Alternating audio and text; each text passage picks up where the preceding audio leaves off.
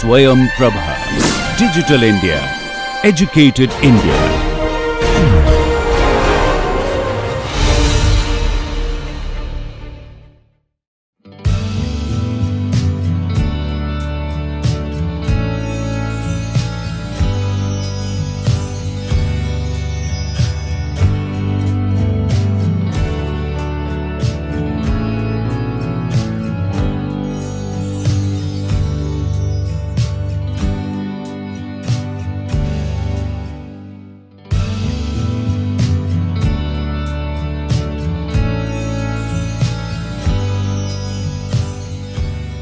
Hello everybody, this is Dr. Vishal Trivedi from Department of Biosciences and Bioengineering, IIT Guwahati. And what we were discussing about the generation of recombinant DNA or generation of genetically modified organisms. And in this particular kind of discussions, what we have discussed so far, we have discussed about the host as well as the transforming agents. So, in detail we have discussed how to produce genetically modified organisms, and subsequently we have also discussed the strategies how to produce the protein intracellular as well as extracellular in different host strains, whether it is bacteria, yeast, insect cell lines or the mammalian cell line.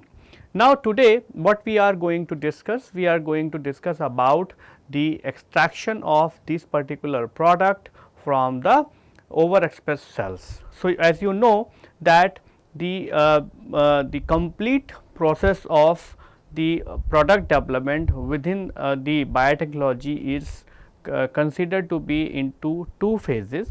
And what are these phases? So, we have two different types of processes to get the final product. These are called upstream processes or the downstream processes.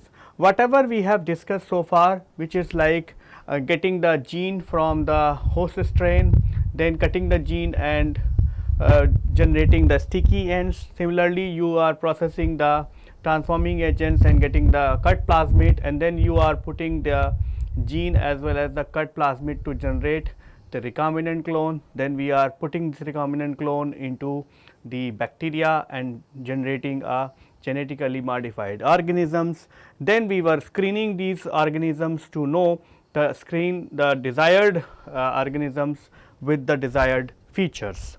And all these processes what we have discussed so far are considered to be upstream processes which are being involved. Now, once you have generated the product, then it comes into the downstream processing.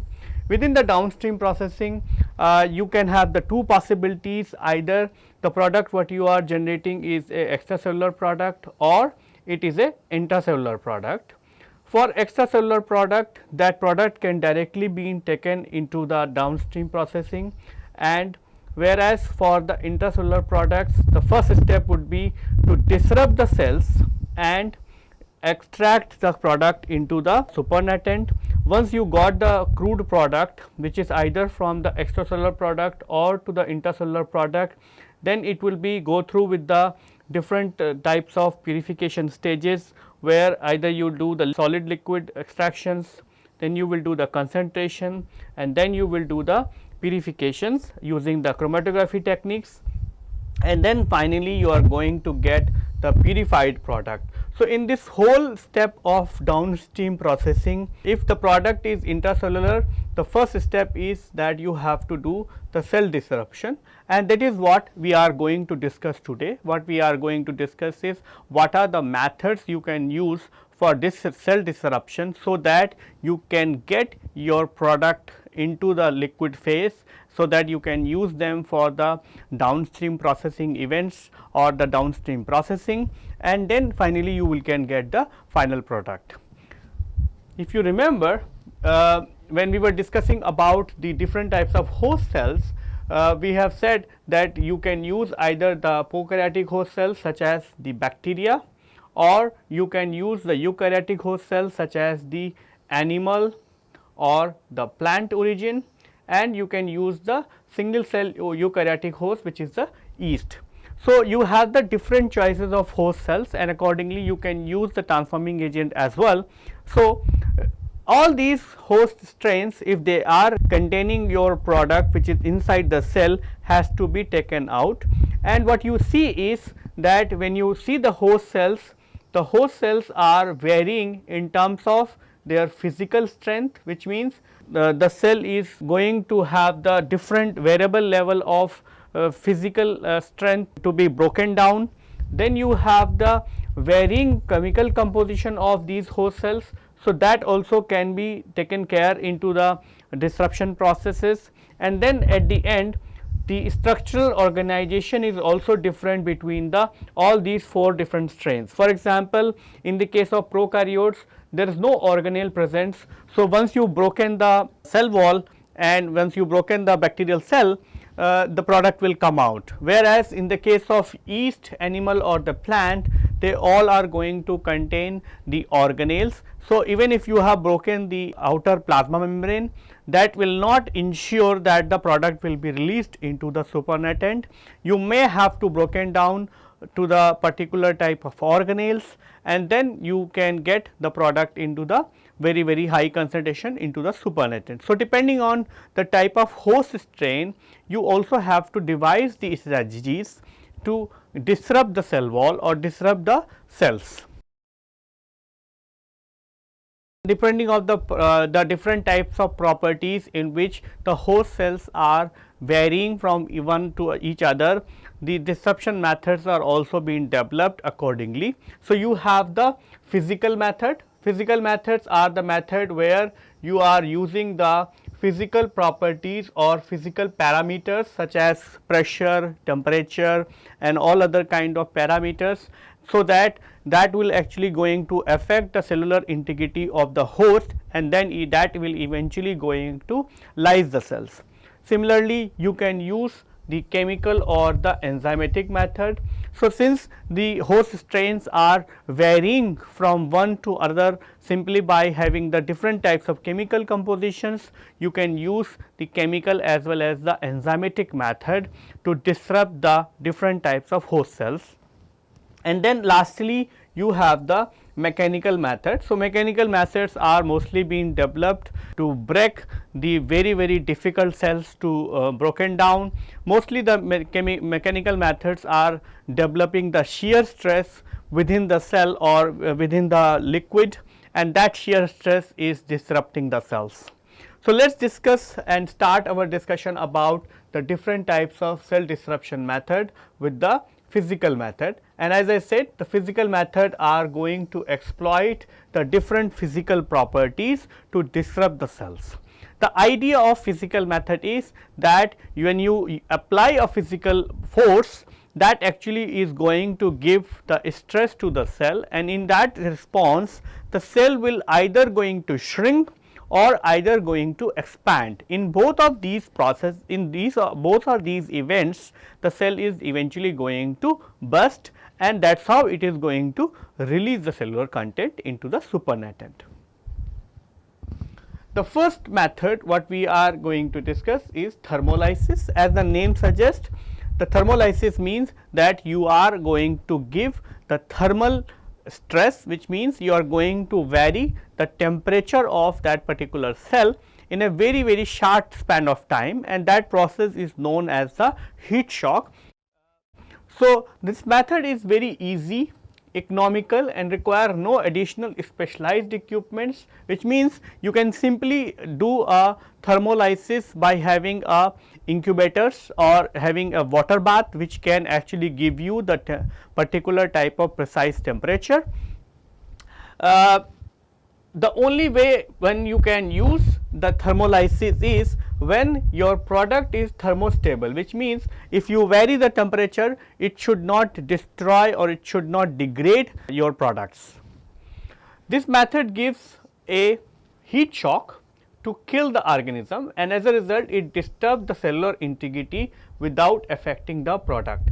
The effect of heat shock depends on the ionic strength, presence of chelating agents such as EDTA and presence of other proteolytic enzymes. So, you can imagine that if you give a heat shock, so you might have seen that when we were discussing about the bacterial cell, if you give the very brief period of heat shock, what will happen is the cell is going to expand, okay, and in that process when the cell will going to expand, since this process is going to be happen so fast that the cell is going to utilize the whatever the lipids it has and for a smaller circle. So, when it expanding from that particular volume to a larger volume in a very short span of time, it does not get the time to synthesize the additional lipids which is required as per the surface area of the larger surface, larger volume or larger ball. In that case what happen is it actually expands and it actually get burst instead, because the cell has a capacity until it can expand and keep using the similar kind of keep using the same lipids what it was using for the smaller volumes, but beyond that it may get just burst and that actually will allow the cellular content to come out, and that is exactly what happens if you do a thermolysis. The cell will expand and eventually it will cannot sustain that particular volume and that will burst. Let me give you an simple example or daily life example. If you take a balloon, okay, and suppose you imagine that the balloon is a cell, okay. Now what you do is take this balloon and put it into a warm water, or if you just dip this balloon into a hot water bath, what will happen? Once you put the balloon into the water bath, the balloon will have a elastic rubber, okay. So balloon will expand to a certain extent, but beyond the elasticity of the rubber, the balloon, because the air which is present inside the balloon is giving the pressure onto the outer layer, and as a result the outer layer is expanding, but it cannot expand beyond a limit, and ultimately what will happen is the balloon will burst. Exactly the same thing happens when you put the cell into the thermolysis. You change the temperature, as you change the temperature, the cellular content which is present inside, mostly the water, is going to expand or going to acquire larger volume, and as a result what happen is it actually asks the cell to expand as well, but the cell cannot expand beyond a limit, and ultimately the cell is going to burst and it will going to release the cellular content. But as I said, the thermolysis method can be used only if you are sure that the product what you are generating or whatever you are producing inside these cells are thermostable. Now, the next method is called osmotic shock. Most of the mammalian cells have a plasma membrane with active transporter to maintain the osmotic balance. Maintaining an osmotic balance is an active process with expenditure of energy. Okay. So, prolonged exposure to the cell with a hypotonic liquid such as water causes osmotic imbalance and ultimately causes lysis of the cell. So, what happen is if you have a cell, and this osmotic shock is only true for the cell which contains the plasma membrane. For example, if you take a bacteria and put it into the water or hypotonic solutions, it is not going to be experiencing the osmotic shock, because the bacteria or the plant cell is going to have the very thick cell wall, and that thick cell wall is going to make the things impermeable, and as a result it is not going to experience any change in concentration of the solutes from inside to outside, and that is why it will not experience any kind of osmotic imbalance. But in the case of mammalian cells which do not contain the cell wall except the fungi or the yeast, they will experience a osmotic imbalance, and as a result if you are putting a cell into the hypotonic solutions, the concentration gradient would be in such a way that it is going to take up the water from inside to outside. But if you put the cell in a hypotonic solution and water will be coming inside, the water pumps which are going to be operating onto this cell will be keep exporting this water outside until the cell is going to be exhausted with the energy. Once the cell is getting exhausted with the energy, there will be no export of water from the cell, and as a result the cell will start acquiring the water from the outside, because the outside environment is hypotonic, which means the concentration of solute is less. So, the water will come inside and it will be keep coming until the cell can sustain that particular type of expansion, but beyond that it is going to do the exactly the same what we have discussed just now about the thermolysis. It will going to burst the cells, because the cell cannot sustain that much expansion, and as a result the cell will not be able to hold the cellular content, and the cellular content will be released into the external media, or it will going to be burst. According to the Hoff's equation, osmotic pressure is directly proportional to the concentration of solute and the temperature, and the equation what is given is RT C1 minus CO, which is actually C1 minus CO is the concentration differences between the solute which is inside and outside, where R is the gas constant, T is the temperature, and C1 minus C0 is the difference between the total solute concentration inside and outside of the cells, which is in the unit of moles per liter. Now, every mammalian cell is different. So, every mammalian cell is susceptible for the osmotic shock differentially. For example, the cells which are containing the organelles or which are containing the high energy, they may sustain for a longer period of time to the osmotic shock, whereas the cells which are of the lower energy and does not contain the organelles, they will be going to be more susceptible for the osmotic shock. One of the example I have shown here is that suppose you take the red blood cells. So, red blood cells are the cells which carry the oxygen inside the body, and these are the very essential cells which carry the oxygen from one part of the body to another part, and in return it carry the carbon dioxide from the tissue and releases outside.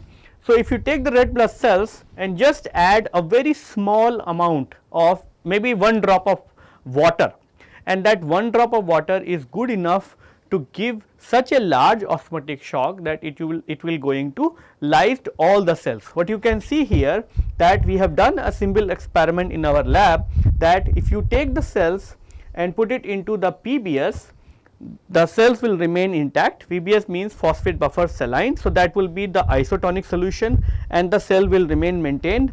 But if you put the same cells under the hypotonic solution such as the water, the cells are going to lyse and it will give you the bright red color or the slightly brownish color. Now, let us go to the next method. The next method is called as the sonication. The sonication is being done with a specialized instrument called as the sonicator. So, what you see is in a sonicator is the two component, one the sonic waves generator, which is actually outside of this box, and inside this box what you see is the probe. So, you can have the probe which can actually go into the Eppendorf's, or you can have the probe which can go into the Falcon tubes. You can have the sonicators which are of the bath sonicators, where the sonic waves are being generated inside the water, and you can have the probe like sonicator, which actually in which the sonic waves will be generated through this probe, and that actually is going to allow the sonic waves to transmit into the liquid which you will put inside this chamber. This chamber has a lid from outside, so that you can close, because the sonic waves are not good for the human being. That is why it is always advisable that you should wear or you should put the cotton plugs before you do the sonications. So, the sonicator is generating the ultrasound waves of frequency more than 20 kilohertz to cause the cell disruption by a process known as the cavitation. In the interaction of the sonic waves or interaction of this ultrasound with the liquid causes compression and decompression very rapidly, which means when these ultrasound waves are interacting with the liquids, it is actually transmitting the energy from the different layer of the liquid differentially. As a result, what will happen is it is actually compressing, because if you put the pressure, if you put the energy into the liquid, the liquid is going to compress. Okay. But once the liquid is going to compress, the other part of the liquid is going to decompress, because it has to release that amount of the pressure. Okay, and as a result of this compression and decompression, these waves actually generates the large quantity of bubbles into the liquid, and because of that the bubbles are formed in liquid and compresses several thousand atmosphere and gives the shock waves to the cell wall or the plasma membrane to cause the cell lysis. So, because there is a huge pressure difference, huge compression and decompression, it actually produces the bubble, and as well as because the change in pressure is very high, it actually generates, or it actually it gives the shock waves to the cell wall or to the plasma membrane, and as a result the cell is going to be burst and releases the content. So, the sonic waves are also producing very high quantity, because there is a rapid change in temperature, because once you are doing the compression and decompression, you are also changing the pressure inside the liquid, and as a result you are actually causing the liquid layers, causing the friction to each other, and as a result of this friction the temperature of the liquid is also changing. So, as a result the temperature of this particular whole vessel which you are going to put for sonication has to be maintained, and that is why all these vessels are being kept in a ice bucket or some kind of ice bath, so that while you are doing the sonication the temperature of the liquid should not change, because that eventually is going to hamper or going to affect the quality of the product which you are going to get. For example, if you allow the temperature to change, the temperature will go beyond a permissible limit, and that actually is going to eventually damage the product what you are going to produce, especially if the product is thermolabile. So, the generation of the waves in the liquid causes rapid change in temperature and may cause the thermal denaturation. Hence, the ultrasonication medium need to be cool and a long duration should be avoided. So, that is why the doing a sonication of the bacterial cell, or if you do it in Eppendorf or to the falcon, has to be done in a very sophisticated manner, and that is why it requires some kind of the training, because what you are supposed to do is you also have to protect yourself from the sonic waves which you are going to produce inside this chamber, and at the same time you also have to ensure that you are getting the sonication done without affecting the product. So, we have prepared a small clip of movie to show you how to do a sonication and what are the precautions you should take. So, this movie is being prepared in our laboratory, and I hope this movie will give you a better chance of learning how to do the sonication to disrupt the cells and recover your product. In this video, we will demonstrate how to sonicate the bacterial pellet, how to lyse the cells, bacterial cells. So, we can lyse bacterial cells in multiple ways, like sonication one of the method. Apart from that, homogenizer we can use. In this video, we will show you how to use a sonicator and lyse the cells. So, after centrifugation, we will get the pellet. Okay. So, for this pellet, we have to add lysis buffer of your choice. If you are lysing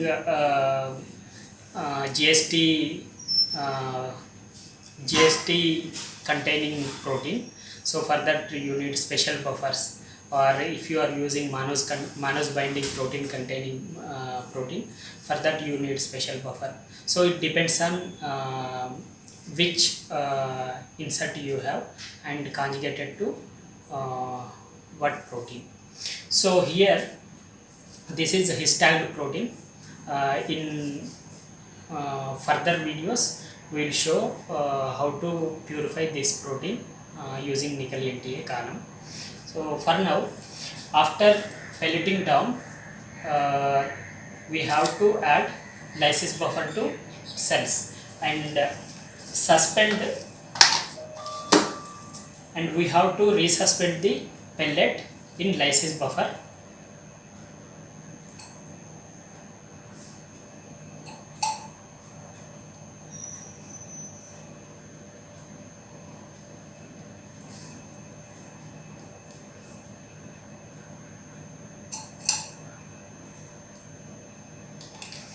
So while doing this, make sure that there is no clumps in cell pellet, and always keep on ice.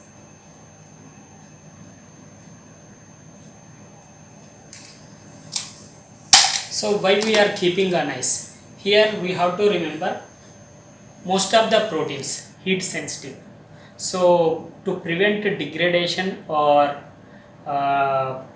dysfunctioning of the proteins, we'll use ice as a medium. Like if you keep on ice, at least they will be stable.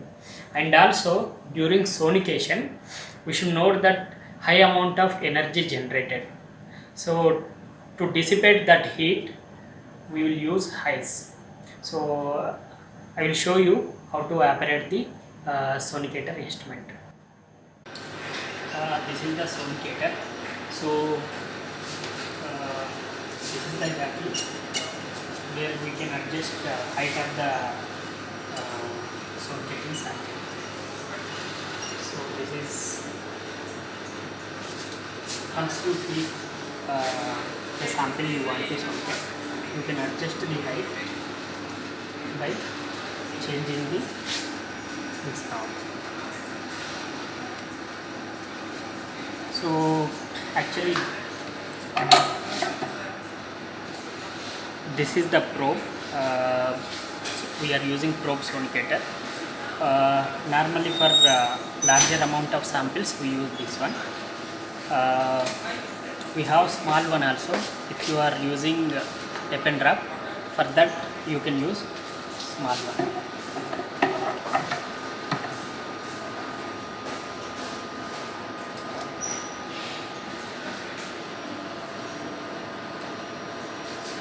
So while sonication is going on, you have to properly close the door. If you are standing there, you have to use headphones. So whatever the sonic waves are coming, it will not affect the ears.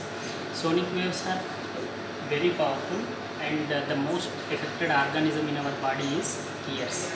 So it may affect internal organs also. So it is better to keep headphones while sonication is going on.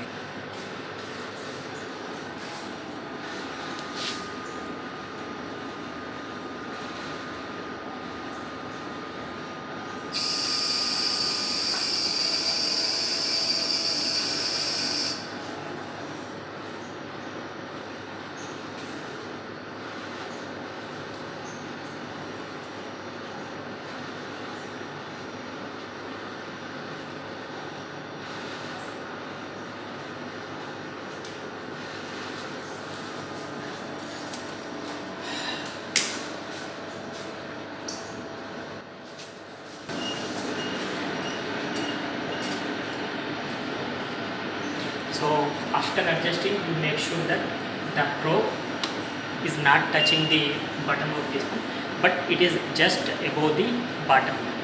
So we can check like this. After that, you have to close it properly. These are high energy sound waves are produced during this process, so it is better to close this door. So here, this is where we can adjust the time. So I am going to adjust 1 hour, and pulse I will give 5 seconds. Sorry, 5 seconds on and 25 seconds half cycle. So if you give the sonicator probe, the probe sonicator is very big. If we give more time on pulse, then it will release a high amount of energy, which will ultimately destroy the protein. So it is better to give low on pulse cycle and high off pulsatile. So that will they take care of the proper lysis. So once this process is over, we can check whether the lysis is taken place or not. So we just press start here. You can hear the sound whether the sonication is happening or not. So after 1 hour we will come back and check the lysis. Now let's go to the next method. So next method is called chemical and enzymatic method. So chemical and enzymatic method is in those methods you use the chemicals or the enzymes for the cell disruptions. So let's start with the chemical method. In a chemical method, the first method is called as the alkali treatment. So alkali treatment, this is a harsh but effective chemical treatment to lyse the cells. Alkali treatment causes lipid saponifications which disturb the lipid packing and affect the cell wall integrity. Now the next method is the detergent. So detergent is a very popular method of the cell disruption. In detergent method you have the two possibilities, one is called as the lysis, the other method is called as the permeabilizations. Addition of a detergent solution to the cell causes solubilization of lipids to form the micelle. The effect of detergent on cell wall increases linearly with the concentration. The detergent concentration which causes abrupt change in lipid solubility and may form micelle is known as the critical micelle concentration or CMC. Examples of different lipids or detergent which people are using very often for cell disruption methods are SDS, sodium dodecyl sulfate, CTAB, Tritonex 100, saponin and GD-tonine. So what happen is that when you do a detergent treatment, detergent is nothing but the hydrophobic liquid.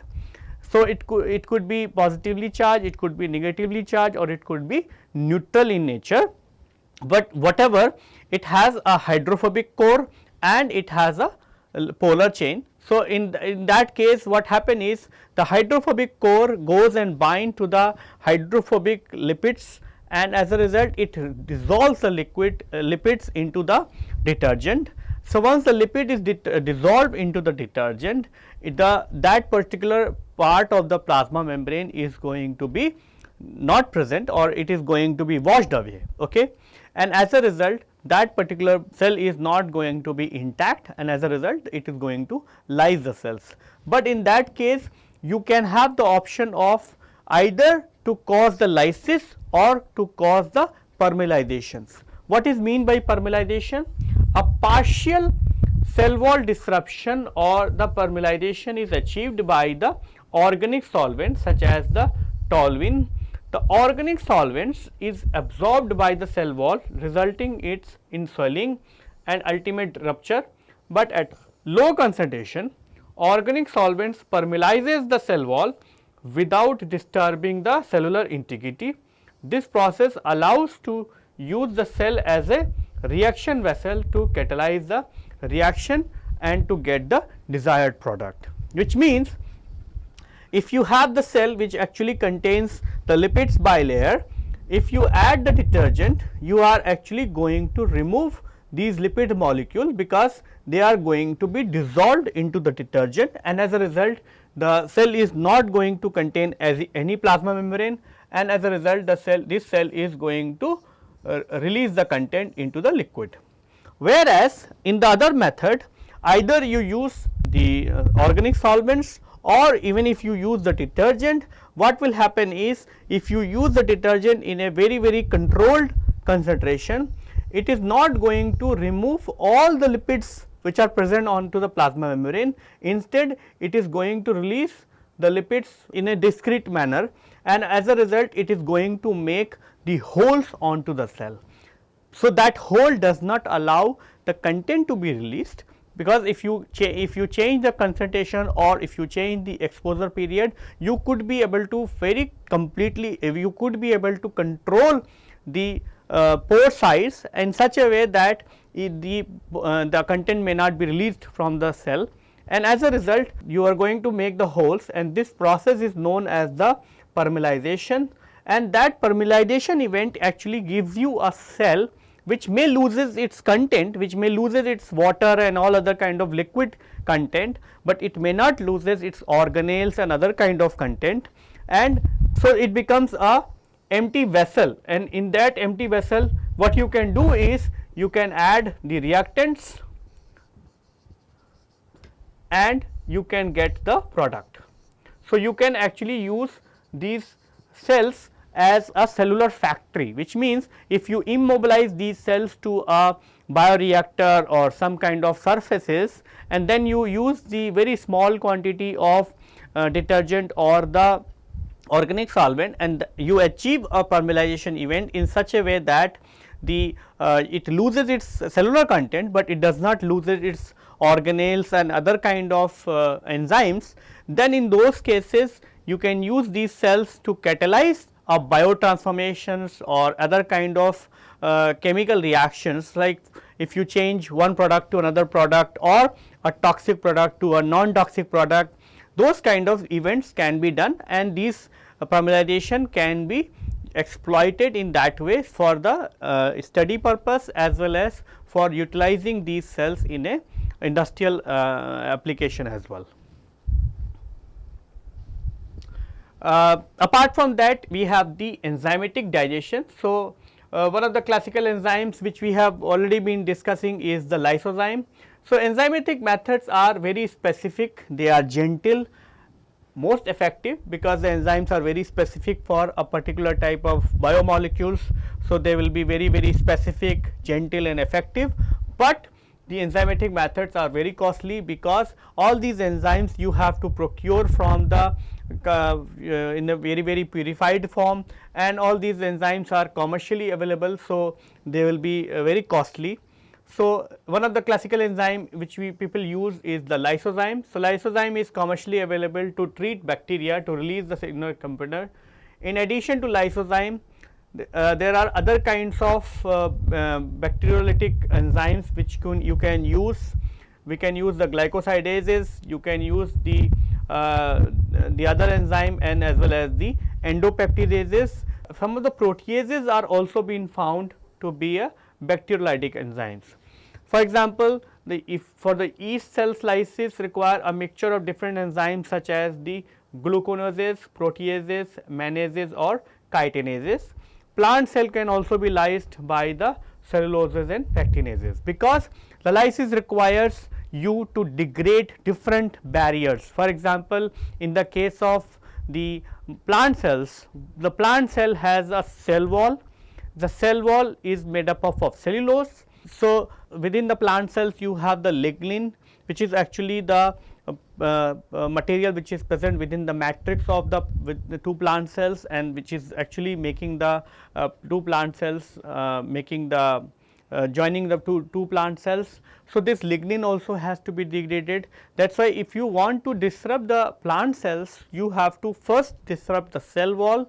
So, you have to use the cellulase enzyme, and then since you want to degrade these matrix protein also, then you have to use the pectinase to degrade the pectin, or you have to use the ligninase to degrade the lignin, and then only the plant cells will be free to present, and then you can give the osmotic shock, or eventually the plant cell will experience the osmotic shock if your outer environment is the hypotonic in nature, and then eventually it is going to lyse the cells. In most of the enzymatic mediated cell lysis method, the rupture of the cell wall depends on the osmotic pressure of the external media. As I said, once you remove the cellular barriers, then you just need to give the osmotic shock, and that will depend on the what you have in the outer media. In few cases, the enzymatic digestion is performed to remove the external cell wall, and then in second step the protoplast which is being generated when you remove the cell wall is being disrupted by the gentle agitations. Now, let us move on to the third method. The third method is called as the mechanical method. The mechanical method, it is in the simplest mechanical method, the cell disruption method used in the laboratory is called as the Waring blunder as well as the pestle mortar. You might have seen Waring blunder. The Waring blunder is nothing but a simple mixie what people use in our home. You might have seen that these mixies people in your mother or your grandmother is always using to prepare the chutney. So, what you do is you just take the small pieces of coriander and you put the onion, garlic and all other thing, and then you run the corianders, then you run the these mixie.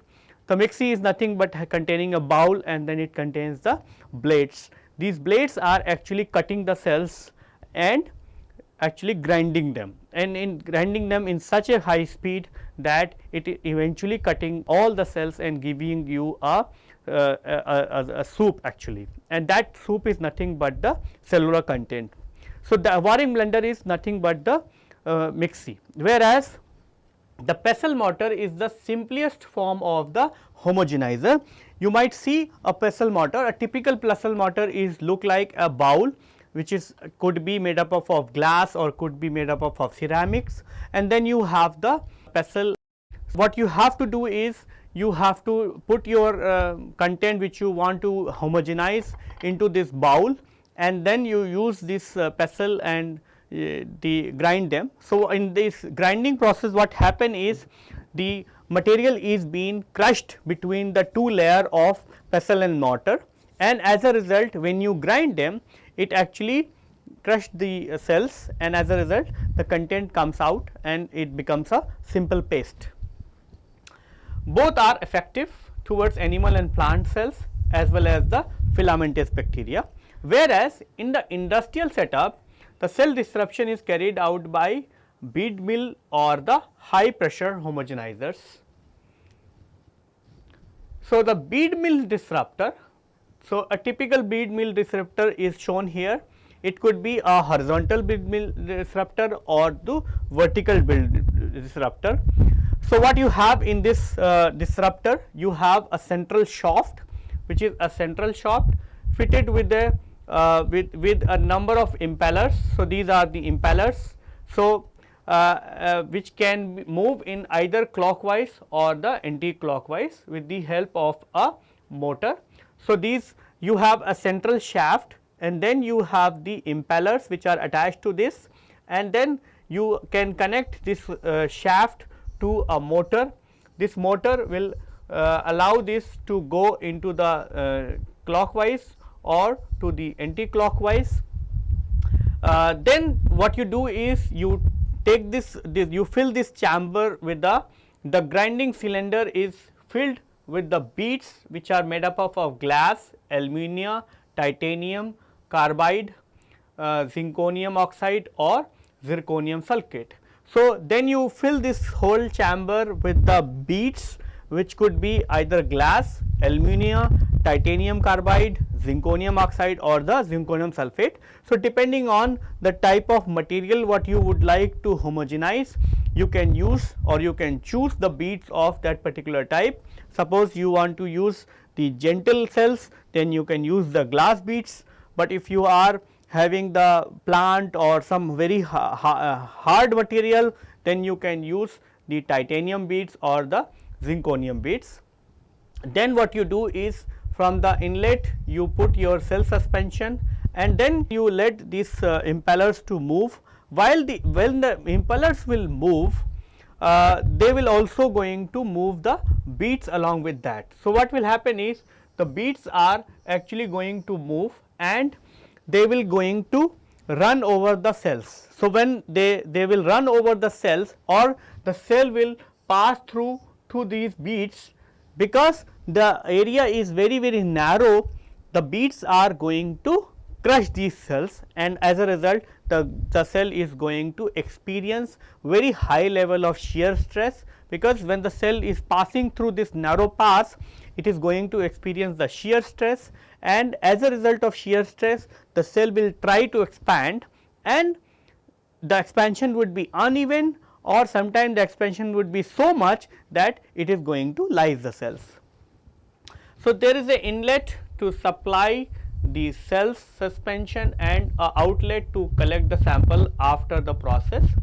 When the bead mill runs cell experience a shear forces between the produced and moving beads and the cells. So, what will happen is the rate and the degree of disruption between depends on the cell type, the thickness of cell wall, localization of the product, type and agitation speeds of impeller, bead size, its density, loading, resistance time and temperature. Cell disruption in a bead mill and release of product is a first order kinetics, and it may be given by the equation ln C max by C max minus C is equal to minus kT, where C max is the concentration of the product that can be released from a given amount of cell suspension. C is the concentration of the product released at given time t, and K is the first order constant. This relationship holds only for the batch mode of operation, which means it is not the continuous mode of operation. Once you fill the chamber, then you keep running, and that actually will maintain this particular type of relationship. The value of K will depends on the type of impeller, the size of the impeller and the loading, the speed of agitation and the temperature. And depending on the K, you will get the better grinding, better homogenizations. Now, let us go to the high pressure homogenizers. The high pressure homogenizers consist of a high pressure positive displacement pump connected to the adjacent discharge valve with a restricted opening. So, this is the restricted opening which is present between the valve and the pump. The cell suspension is sending into the homogenizer through a small homogenizing valve at a very high pressure, which is approximately 200 to 1000 atmospheric pressure. So, what happen is, when you are feeding the cell into this high pressure homogenizer, the cell are passing through this narrow space, and they will do exactly the same. When they are passing through this narrow space, they are actually experiencing the shear stress, and because they are passing through a very high pressure, which is up to 200 to 1000 atmospheric pressure, the cells are experiencing very high level of shear stress, and as a result the cell are going to be broken down exactly with the same mechanism, that when you put a shear stress, the cell will try to expand to reduce the stress level, and in that process the cell is going to be disrupted. The shear stress is developed as a dynamic pressure Ps, and it is expressed as Ps is equal to half Pv square, where Ps is the dynamic pressure, V is the jet velocity, and the rho is the density of the fluid which you are using for homogenization. The cell disruption is in a high pressure homogenization, and a release of a product is also following the first order kinetics with equation known as C max divided by C max minus C is equal to Kn, where n is the number of passes through the wall, which means how many times you will pass through to this cell suspension to this narrow pass, and the K is the first order constant. As high pressure homogenization passes the cell at a very high speed through a narrow wall, it disrupts the cells and simultaneously it lower down the pressure as well. So, that is the advantage. In most of the cases we have seen the cell disruption, we have seen that while the process is going on, it actually not giving the shear stress, but at the same time it is increasing the temperature of the media, because there is a friction forces also. Whereas, in these cases, while it is giving the high pressure or passing the liquids through a high pressure, it is also making the system cool, because it is lowering down the temperature as well. So, with this we have discussed about the different cell disruption method which are available and which can be used as per the host, as well as the physical as well as the chemical properties of the host, and there are different advantages as well as the disadvantages of all these methods. So, depending on the requirement as well as the infrastructure, you can choose either of these methods and you can use them into your laboratory to extract or release the content from the cells which are having the overexpressed proteins or overexpressed material. So, with this we would like to conclude our lecture here. In our next lecture, we are going to discuss about how to purify this product which you have taken out from the cells. Thank you.